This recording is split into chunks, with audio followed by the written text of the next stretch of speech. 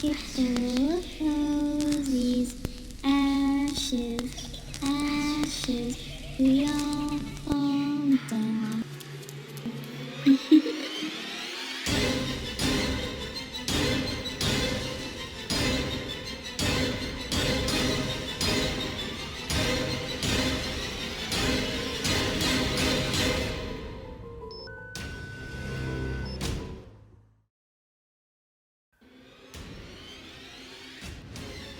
Hey guys, I hope y'all love that intro. I had a blast making it, and if you want to check out how I created this look, go ahead and keep watching. Is it working? Yeah. Take 3. Oh my gosh. Okay. It's like I'm nervous. I haven't talked to y'all in so long. Okay. Hi guys, so sorry that I am so white. I don't know what's up with my lighting. I haven't played with it in so long that I think that I kind of just threw it up and it's not right. But I want to go ahead and start playing. I've already primed my face with Joan Jelly Pack. I've been using this for a couple months. It is by far, hands down, my favorite primer as of yet. I put it down on my neck because I think I'm going to do something cool down here. I'm not really sure. And I always use Too Faced Shadow Insurance to prime my eyes. And I think I'm going to do a voiceover because I really want to jam out. So keep watching. I have 2 of these, one for my clients and one for myself, yet they both end up on my vanity. I'm going to go ahead and use the Solstice and the 2 lighter brown colors to start creating my crease color. This is the Tarte Clay Play palette, and I absolutely love it. It's like literally a go-to for me. It has all the perfect basics. Then using the bright pink that is super pigmented, so make sure you brush off the excess, otherwise you'll make a mess. It is from the Jeffree Star Cosmetics Beauty Killer palette. I love it. It's super pigmented and colorful, and I'm just using it to add a pop of pink in my crease with a fluffy brush. Then using the Urban Decay Vice palette, which is this, I'm going to take that purple in there and just kind of start sweeping it back and forth in my crease as well. A little bit under that pink so you get a really nice gradient effect between the purple and the pink shadow. Then I'm going to take a highlighter from the Anastasia Highlight Powder Kit and just kind of highlight my brow bone. I was going to leave it matte, but then I changed my mind, of course. This is a bentonite white pencil, and I love it because it's super pigmented and it lasts forever in your waterline. And I want to create a doll-like appearance with my eyes, and I want them to look larger, so I'm just going to go ahead and take it around my tear duct and underneath my lash line. I love these glitters. They're from Stila, I think it's Stila, and I'm just going to go ahead and throw that all over my lid, and using the edge of the brush that it comes with, I'm just kind of creating it in my crease, and then I'm getting a flatter brush and kind of smoothing out the edges. This is one of my favorite Anastasia palettes, and I'm going to go in with those 2 darker colors and go on the outside of my lid area and a little bit above in the crease area, keeping most of it kind of blown out towards the end. And I'm just kind of creating some depth, making it a little bit darker. And my big struggle is wing liner, I'm not going to lie. So I always have to take my NYX liquid liner. This is my absolute favorite, and I always have to go in with an angle brush just to kind of smooth it out and kind of create that nice line, and that's what I look like when I get it right. So after I did my liner and kind of darkened up the shadow, I realized that the white wasn't as bright and pigmented as I wanted it, surprisingly, so I went ahead with the bentonite Clown White paint and just kind of went over it with a little fine brush. And then I took another brush and just kind of blended it out so it was really nice and even and smooth. And I'm just going to go ahead and do like a tight line like I would underneath my lash line, but I'm bringing it down obviously under the white part to make your eyes look bigger and more open. I pretty much just grab a fluffy brush and I dip back into the Clay Play palette into that contour shade just to kind of blend out that bottom lash line, and that's pretty much it for the eyes. I look so white, stop it. I'm seriously fighting with my lights.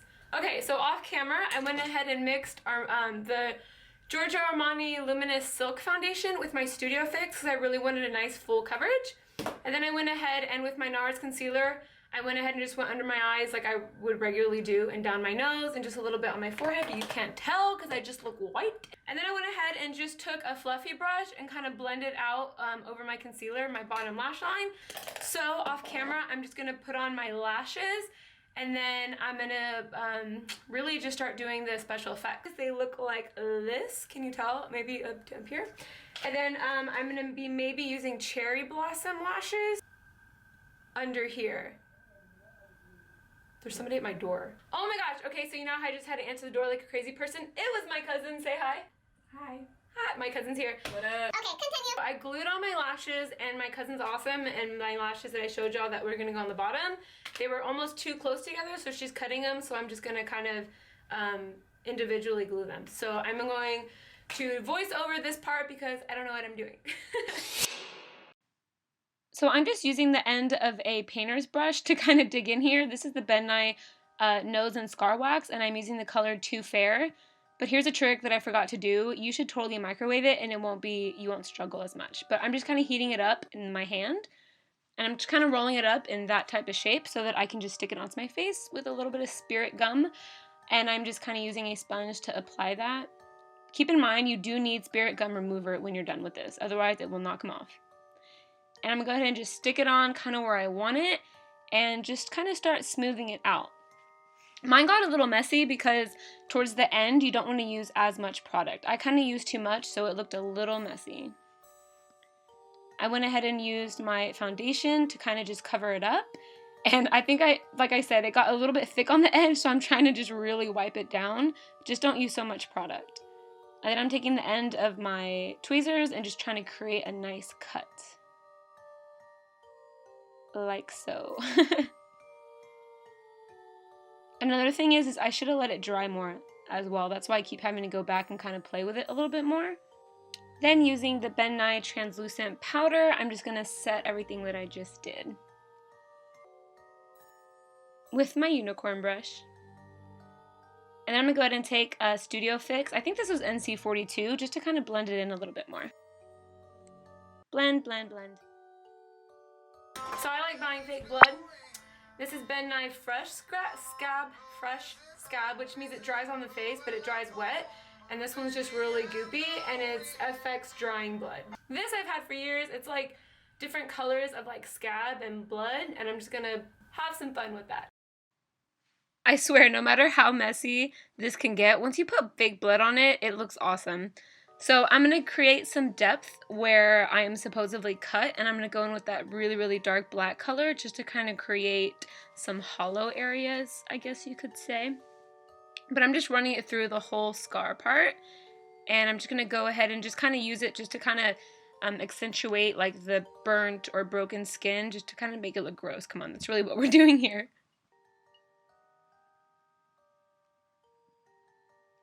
And then I'm going to take a kind of a fluffier brush and use that red just to kind of make it look like blood, like dried blood, and just kind of, you know, gross. I took a little bit of yellow. I usually use it for scabs and scarring, but I ended up not liking it, so I end up usually covering that anyways. And this is how to show you something without really showing you. There you go, Liana. Okay. So I'm just using the nails and just kind of piercing it through the scar wax a little bit. Be very careful with this. I swear I was like hurting my face a little bit. So just be careful that you don't really get your face, that you're just working against the scar wax. And if it doesn't work out like this one, then you can either glue it on with some spirit gum or just kind of use chunkier pieces of the wax where it can go through very well. And I'm just kind of putting some bentonite powder and just blending it out a little bit more to make it cleaner. I figured safety pins would be a very easy way to penetrate the scar wax versus the nail. I felt the nail was getting a little messy. And I kind of wanted some more meatier looking skin around my mouth and just kind of up there around my cheek area, and I'm making a mess, but you pretty much just layer latex and toilet paper. And then with some staples, I'm just kind of, like I said, no method to the madness, just kind of sticking them here and there. I just went ahead and where it kind of pokes out, I bended it to make it one solid piece, and I just kind of stuck them around everywhere. And I went back to the other place, and I'm kind of put my foundation on it, and then I put like black in the center so it looks like a hole, and then you can go back and put blood and kind of texture it a little bit. So with the staples, they were kind of helping me bend them to make them one piece. That way, you know, it looks like they're like stapled into your face a little bit like that. This has been a team effort. Hey, you just want one nail or do you want more? You can do two. You can do two. And then I just kind of started putting them towards the center of the scar and then towards the end, just to kind of looks like my skin is stapled together, or like the smile is stapled together. And then I went back with the red kind of gooey paint and just kind of detailed it. And then I went back with the fun stuff, which is the blood, and I swear, I mean, you put that on it and it makes anything look cool in my opinion. So kind of hides all the messy skin scabbing that I had going on. And really, you just pack on as much as you want. I love this blood because you can make it like it's dripping and it'll like dry on your skin as a drip. It's pretty cool. Going back in with the Tarte palette, I'm just going to go ahead and start shading just to kind of add some, you know, definition, some detailing, and it really kind of emphasizes like the scabby skin. It looks super gross, so I thought that was pretty cool. I'm just kind of blending it with my fingers and just kind of putting it all over the broken, cracked, ripped smile, whatever you want to call it. I did a red lip and I hated it, so I went ahead and grabbed bentonite black paint and I'm just kind of trying to cover the red. Red's kind of hard to get off, so I figured I would just cover it up instead. And then I dipped back into that Tarte palette and just kind of quickly contoured my nose. I didn't want it to be like pretty or perfect or anything, so I just kind of threw it on there. Put a little champagne pop in the center of my nose for a highlight, and then I pretty much just went to town on shading underneath my eyes and kind of creating more depth around my eye sockets and just on my forehead and like the sides of my cheeks. Kind of like where you'd contour, just to kind of add some definition and some dirt, really is what it ended up looking like, but I ended up thinking it was pretty cool, so I just kind of went with it. My battery's dying.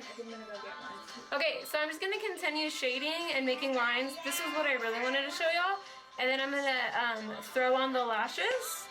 My cousin cut them into little strips, and I'm just going to space them out. Okay guys, so my camera did die, and I just kind of kept going ham on my face.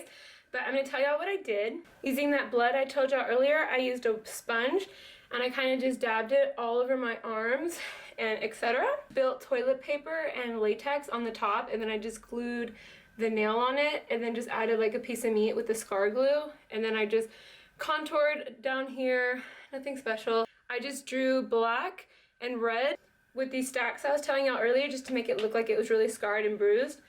And that's pretty much it. Y'all saw me do the eyes. I just smeared some blood on top right there just to look kind of like a kind of dirty almost. So to kind of shadow and contour like the top of my head and like down here, I use this bentonite pressed color palette. It's amazing. It's super pigmented.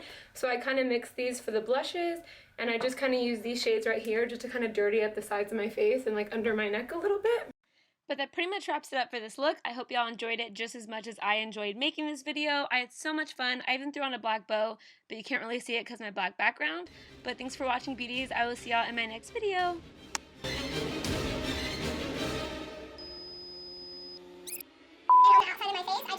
Ah!